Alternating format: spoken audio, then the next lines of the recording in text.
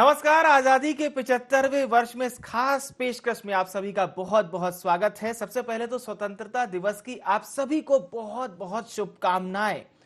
भारत देश अपनी आजादी का 75वां साल मना रहा है। बड़ा ही ऐतिहासिक हो जाता है ये साल। हर घर तिरंगा, घर घर तिरंगा अभियान भी चल रहा है। लोगों ने अपने घरों में तिरंगा भी फहराया है।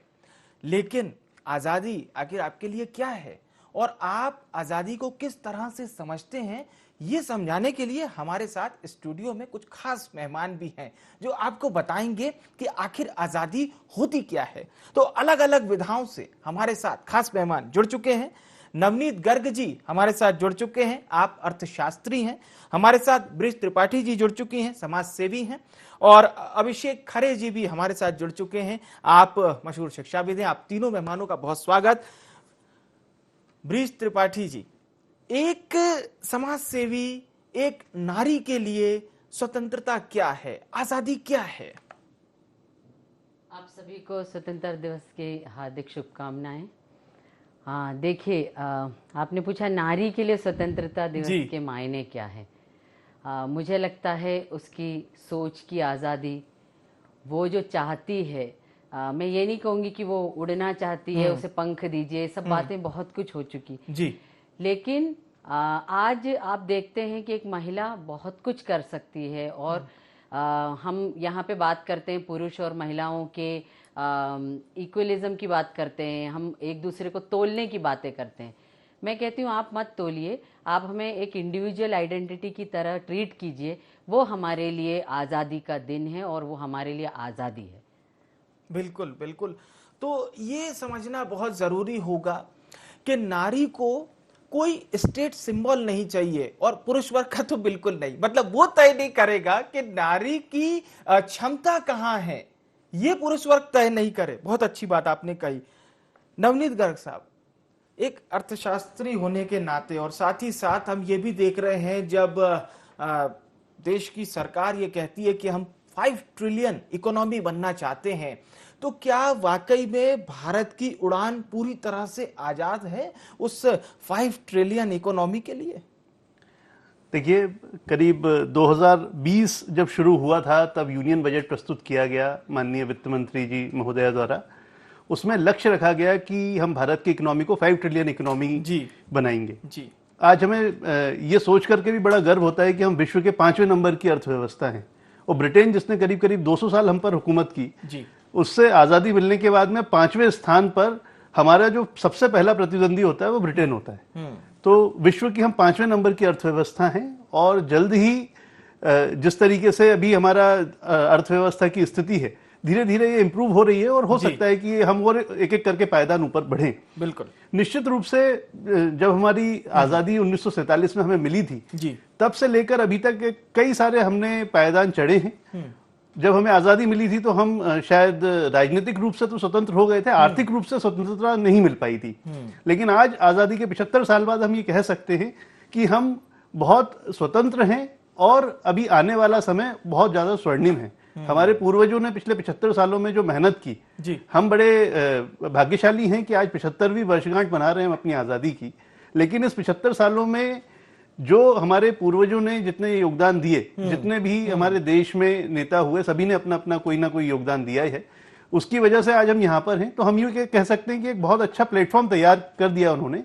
और अब हमारा जो प्लेन है अर्थव्यवस्था का, वो उड़ान के लिए बिल्कुल तैयार है। और आने वाले 20-25 साल भारत की अर्थव्यवस्था के लिए बहुत स्वर्णिम होने वाले हैं। और निश्चित रूप से ये जो 5 ट्रिलियन डॉलर की इकोनॉमी का सपना माननीय प्रधानमंत्री जी द्वारा देखा गया है जी, उसको ऐसा लगता है कि बहुत जल्दी हम हासिल कर पाएंगे। बिल्कुल। अब मैं अभिषेक जी आपके पास आना चाहूंगा, एक शिक्षाविद के नाते, चूंकि सर हम जब चर्चा करते हैं शिक्षा को लेकर, इस देश में हो रहे तमाम जो नवाचार किए जा रहे हैं सरकार द्वारा उसकी भी, और इसके अलावा जो कुछ हम इंटरनेशनली तौर पर सीख रहे हैं, चाहे कोरोना काल में जो हमने सीखा हो, और कहीं ना कहीं ये जो डिजिटल शिक्षा है वो इसी का एक बहुत बड़ा उदाहरण है। भारत कितना आगे है ये तमाम डिजिटली एजुकेशन को ले लें उसमें, और एक जो प्रतिस्पर्धा होनी चाहिए, गुरुकुल समय से एक प्रतिस्पर्धा चली आ रही है, उसमें भारत को आप कहां देखते हैं? जी जी, सबसे पहले तो ये है कि ये आज़ादी का जो 75वां वर्ष है, इसमें पहले कुछ अच्छी बातें करें। अच्छी बातें ये करें कि 75 वर्ष में हम शिक्षा में कहाँ पहुंचे हैं। तो 75 वर्ष की अगर के हिसाब से हम बात करें तो हमारे देश में 1000 यूनिवर्सिटी हो गई हैं, 50,000 से ज़्यादा कॉलेज हैं, 14 लाख से ज़्यादा स्कूली बच्चे हैं, हमारे लगभग 75,000 से ज़्यादा स्टार्टअप हो गए हैं देश में, उसमें से भी 100 यूनिकॉर्न बन चुके हैं। ये एक बहुत अच्छा परिदृश्य है और इसमें से भी बहुत बड़ा पार्ट पिछले अगर हम 10-12 साल में करें तो डेवलप हुआ है, क्योंकि हमने बहुत बढ़िया एक एनवायरनमेंट दिया है, बहुत बढ़िया हमारे यहाँ प्लेटफॉर्म मिलना शुरू हुए हैं। ये एक बहुत अच्छी चीज़ है। लेकिन अब हम अगर बात करें इसमें कि प्रॉब्लम कहाँ पे है, तो प्रॉब्लम पहली तो जो अभी हमें दिखाई दी, जब रशिया यूक्रेन वॉर हुआ तो हमको एक सच्चाई निकल के आई सामने कि भारत में जो क्वालिटी मेडिकल इंस्टीट्यूट हैं, क्वालिटी इंजीनियरिंग इंस्टीट्यूट हैं, उनकी कमी है। देखिए, हम IIT या REC की बात छोड़ दें, लेकिन हमारे पास मेडिकल कॉलेज तो है ही नहीं। जो पूरा WHO का आंकड़ा है उसके हिसाब से प्रति 1000 जनसंख्या पे एक डॉक्टर होना चाहिए, हमारे यहाँ 20,000 से ऊपर पे है। और हमारे यहाँ इसके बाद भी ज़्यादा मेडिकल कॉलेज नहीं है, बच्चों को बाहर जाके पढ़ना पड़ता है। अभी यूक्रेन की समस्या के समय जब एक चीज़ उभर के आई कि यूक्रेन के तो छोटे छोटे शहरों में 1-2 मेडिकल कॉलेज हैं, हमारे यहाँ क्यों नहीं हो सकते? हमने इतनी बड़ी संख्या में इंजीनियरिंग कॉलेज बना दिए, बाद में प्रॉब्लम हुई, क्वालिटी एजुकेशन नहीं दे पाए, लेकिन हम मेडिकल एजुकेशन पे इतना ध्यान क्यों नहीं दे रहे हैं? मेडिकल एजुकेशन को हम क्यों नहीं बढ़ा रहे हैं? आज देखिए लगभग 20,000 के आसपास बच्चे यूक्रेन से जो मेडिकल पढ़ रहे थे वो बाहर आ गए, अब देश में है, वो अलग अलग राज्यों में है। मध्य प्रदेश के भी 1000 से ज्यादा बच्चे हैं, इनके पास कोई ऑप्शन ही नहीं है। तो हमारे पास अगर ज्यादा संख्या में मेडिकल एजुकेशन में लोग अच्छे इंस्टीट्यूट होंगे, अच्छे हम वर्क कर पाएंगे, नए इंस्टीट्यूट खोल पाएंगे, तो निश्चित तौर पे हम बेहतर कर पाएंगे। ये एक ऐसा फील्ड है जो मुझे लगता है 75 वर्ष में हम थोड़ा सा लैक कर रहे हैं। बिल्कुल, ये बहुत अच्छी बात आपने और गंभीर बात विस्तार से बताई है। ब्रीज जी, एक बार फिर से हम वही चर्चा करेंगे जो बात आपने बड़ी अच्छी बोली कि महिलाओं को किसी प्रकार के अलग से सिंबल में नहीं तोलना चाहिए। यानी वो एक, जिसको हम कहते हैं, हालांकि वो पसंद नहीं आता, जो पितृसत्ता है, वो हमेशा कहती है कि नारी को ऐसा होना चाहिए, नारी को वैसा होना चाहिए। हालांकि अब कॉर्पोरेट सेक्टर को हम देखते हैं तो ये बातें पूरी तरह से बौनी नजर आती हैं। लेकिन क्या वाकई आपको लगता है कि देश पूरी तरह से एक कॉर्पोरेटिव कल्चर में धीरे धीरे ढलता चला जा रहा है, या फिर आज भी हम वो रूढ़िवादिता जो सोच है उसके इर्द गिर्द आज भी कहीं ना कहीं हम हैं? अभी आपने कहा पितृसत्ता, पितृसत्ता से मुक्ति तो चाहिए नारी को, और ये सिर्फ कहने की बात नहीं है, क्योंकि आज भी कॉर्पोरेट कल्चर में भी आप देखते हैं कि एक तरीके से इक्वल पे जो है वो नहीं मिलता। आप अगर मेल और फीमेल जेंडर का सैलरी स्ट्रक्चर देखते हैं तो यहाँ कहीं ना कहीं एक आज भी इक्वालिटी नहीं है। तो ये जो हम कहते हैं जेंडर न्यूट्रल चीजें होनी चाहिए, उसमें पितृसत्तात्मक और मातृसत्तात्मक की बात नहीं है। दरअसल बहुत सारी चीजें हैं, जैसे हम कहते हैं ना, महिलाएं काम करती हैं, उनका जो श्रम है वो अवैतनिक श्रम होता है, जिसको हम कहते हैं, उससे महिलाओं को मुक्ति चाहिए। हिंसा और दुर्व्यवहार से मुक्ति चाहिए, या उत्पीड़न से मुक्ति चाहिए। तो ये सारी चीजें, अब आप पूछेंगे कि देखिए 75 साल पहले भी आप कोई भी एक सिनेमा देख लीजिए जी, उसमें आपको वही सेम डायलॉग्स मिलेंगे जो आज की सिनेमा में है। सिर्फ डिग्री ऑफ क्राइम या डिग्री ऑफ जो हम झेल रहे हैं जिस चीज, वो कम या ज्यादा हुई है, किसी ना किसी चीजें वही चली आ रही है सबके साथ। और खास तौर पर आज नारी बहुत ज्यादा देखिए कोशिश करती है, एक हाउसवाइफ से वो एक वर्किंग वुमन बनने का जो उसका सफर होता है वो इतना चैलेंजिंग होता है कि एक बार जब वो वर्किंग वुमन बनती है तो उसके अंदर एक हावी हो जाता है कि मुझे घर भी अच्छे से संभालना है और मुझे बाहर भी देखना है। ऑफिस में उसको कोई हरासमेंट ना हो, मतलब बुलिंग ना हो। यहाँ पे मैं, आप उसको अलग मत समझिएगा, वर्क प्लेस बुलिंग की बात होती है ना कि आपसे नहीं हो पाएगा, आप समय पे नहीं आ पाएंगी, आप देख लीजिए आपके बच्चे को बुखार है कि नहीं है, इस तरह की जो एक टिप्पणियां दी जाती है, ताने दी जाते हैं, ये कहीं ना कहीं उसके मन में हावी रहता है। तो वो उतना ही समय यहाँ भी स्ट्रगल कर रही होती है मेंटली, और फिर घर जाकर भी उतना ही स्ट्रगल कर रही होती है। तो क्यों नहीं घर का पुरुष उसको एक हेल्पिंग हैंड देके ये सोचता है कि वो भी उसी लेवल पे है कहीं ना कहीं, मेरे ही लेवल पे, तो मैं इतना तो उसके लिए कर सकता हूँ। बिल्कुल। और आपकी बात से मुझे बड़ी एक अच्छी पंक्ति याद आई, मैंने पेपर में पढ़ा था कि नारी पहले ऑफिस संभालती है और फिर ऑफिस से जब वो घर जाती है तो घर संभालती है। आपको पता है कि भारत 121वें स्थान पर है महिला श्रम बल भागीदारी में। इसमें 131 देश शामिल है, उसमें भारत का 121 स्थान है। जी। नवनीत गर्ग साहब, साल 1992-91 का वो दौर था जब ये देश लग रहा था कि हम लोग बिल्कुल दिवालिया होने की कगार पर भारत खड़ा था, और फिर एकदम से चमत्कार होता है। इस देश के लिए वो चमत्कार का ही युग था। और जिस तरह से मनमोहन सिंह ने वो बजट पेश किया और जब लाल किले की प्राचीर से भाषण दिया था तत्कालीन प्रधानमंत्री नरसिम्हा राव जी ने, उन्होंने कहा था कि आज से 25 साल बाद का मैं भारत ऐसा देखता हूं जो समृद्ध होगा, जो अपने पैर पर खड़ा होगा, और हम लोग भी आईटी सेक्टर में भी काफी आगे होंगे। क्या वो आज से तकरीबन 30 साल पहले दिया हुआ तत्कालीन प्रधानमंत्री का भाषण आज के दौर में कितना फिट बैठता है? जी।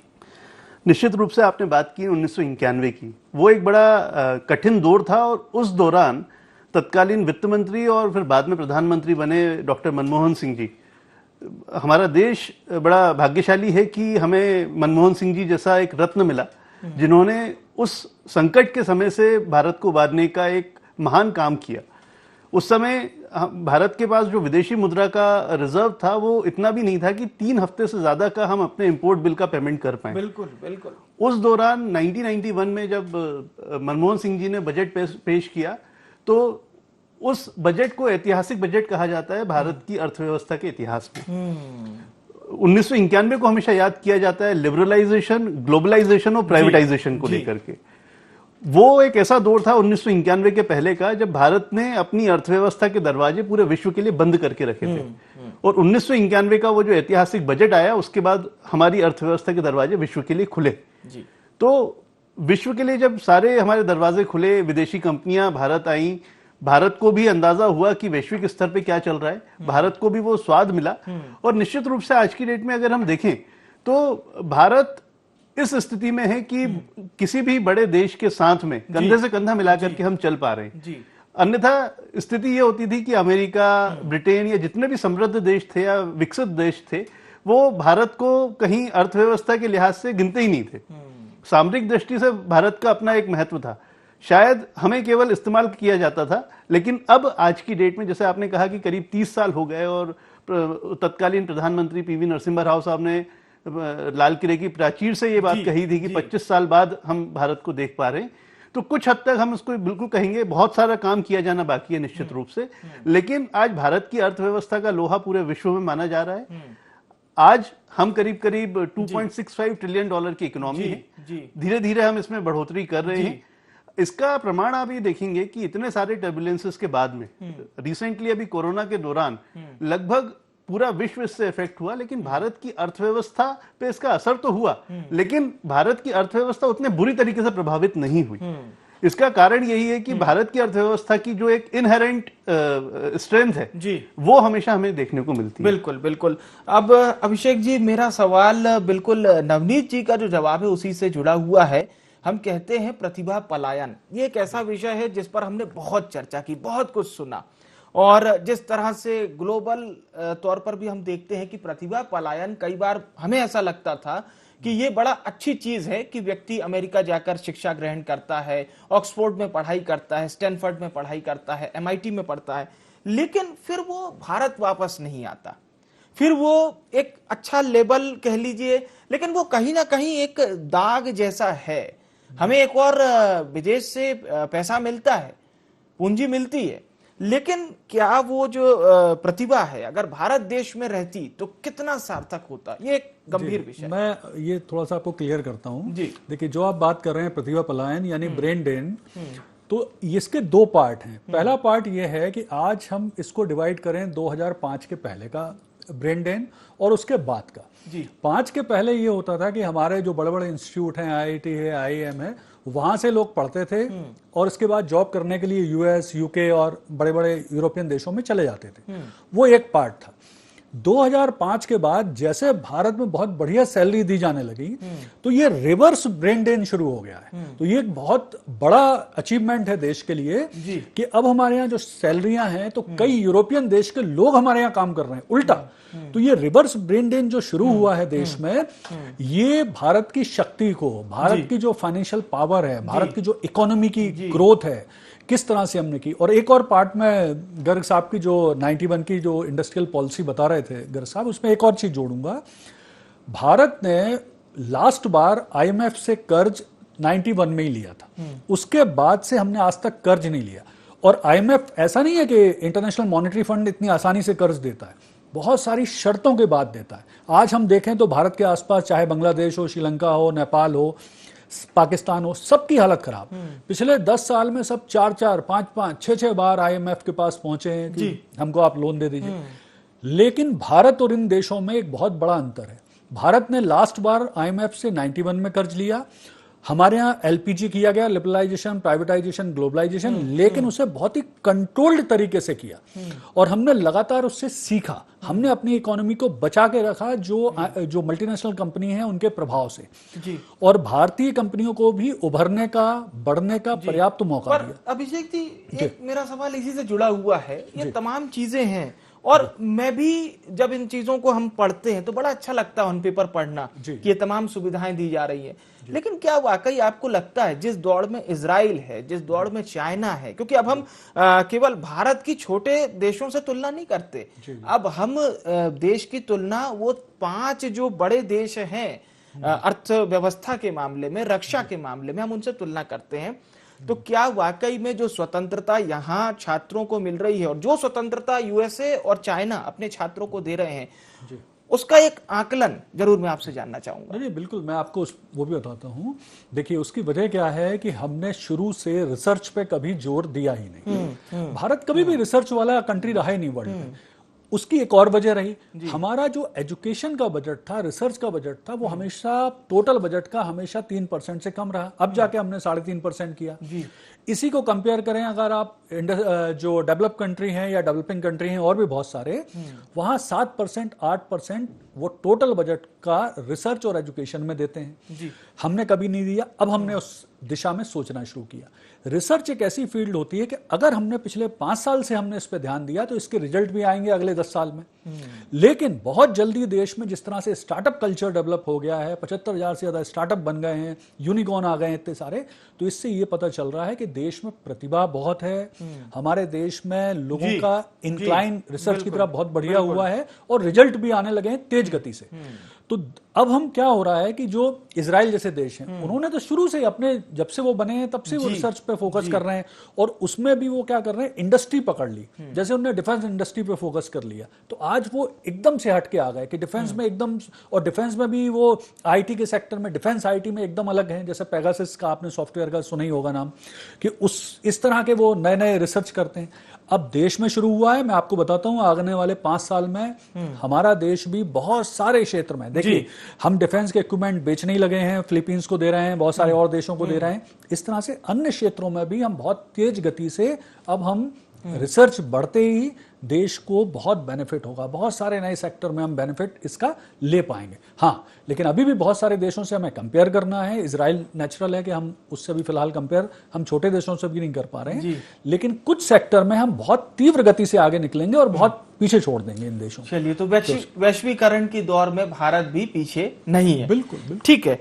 ब्रिज त्रिपाठी जी, जो बात हमारी आपसे हो रही थी, क्या समाज और, लेकिन देखिए फिर ये बात वहीं पर आ जाएगी कि महिला को उसके अधिकार कोई दूसरा क्यों प्रदान करे। क्या वाकई आपको लगता है कि समाज, और इसको सरकार कहना सही नहीं होगा, समाज ने वाकई में महिलाओं को उतने अधिकार प्रदान नहीं किए, या हमेशा एक सेकेंडरी पर्सन के तौर पर ही रखा? एक स्पष्ट जवाब इस विषय पर।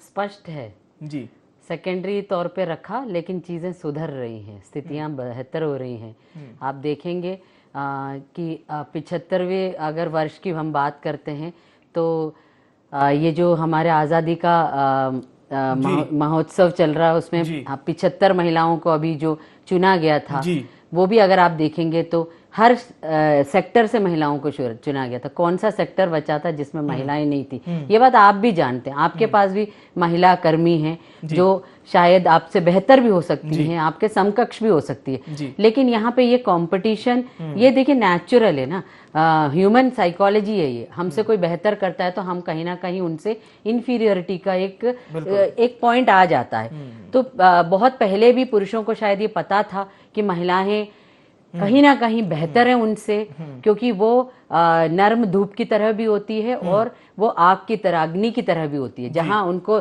सशक्त रूप से खड़ा होना है वो खड़ी होती हैं, और जहां उनको एक कहते हैं ना एक कूल ब्रीज की तरह रिएक्ट करना होता है वो वहां भी वो भी कर देती हैं। वो चीजें पुरुष के अंदर वो मल्टीटास्किंग एबिलिटी नहीं होती, माफ कीजिएगा, विद ड्यू रिगार्ड्स।